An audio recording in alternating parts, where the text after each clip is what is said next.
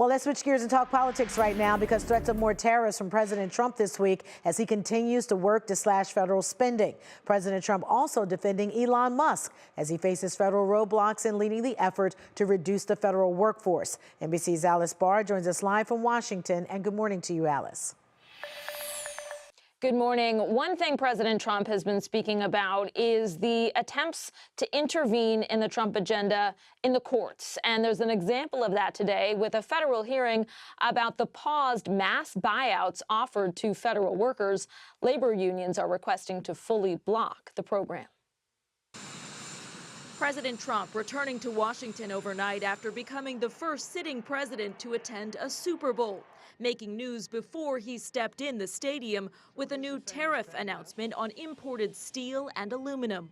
Any steel coming into the United States is going to have a 25% tariff. And promising more tariffs are coming on countries that tax American exports. The growing list poised to potentially drive up costs for American consumers.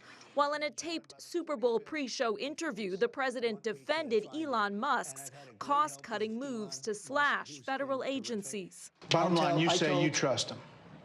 Trust Elon? Oh, he's not gaining anything. In fact, I wonder how he can devote the time to it. He's so into it. Indicating the Departments of Education and Defense are next in the crosshairs and pushing back against judges who have temporarily blocked some of Musk's Department of Government Efficiency actions and access. I disagree with it 100%. I think it's crazy, and we have to solve the efficiency problem. As Vice President J.D. Vance wrote, judges aren't allowed to control the executive's legitimate power, all adding to Democrats' alarm about the separation of powers. We are at a point where we are basically on the cusp of a constitutional crisis, seeing this administration taking steps that are so clearly illegal. With Democrats unwilling to co-sign the Trump administration's moves, a bipartisan government funding bill is in peril, building toward a potential government shutdown next month.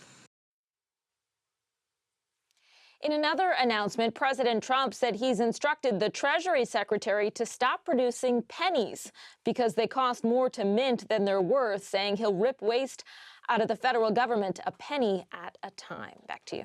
Well, Alice, President Trump also spoke about several pieces of his foreign policy over the weekend, from Gaza to Ukraine. What is the latest with that?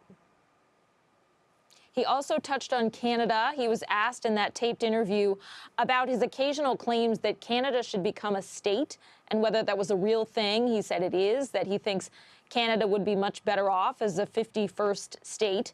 And he also doubled down on his controversial vision for the future of Gaza, saying we are committed to buying and owning Gaza and that potentially other Middle Eastern countries could be involved in rebuilding sections of it.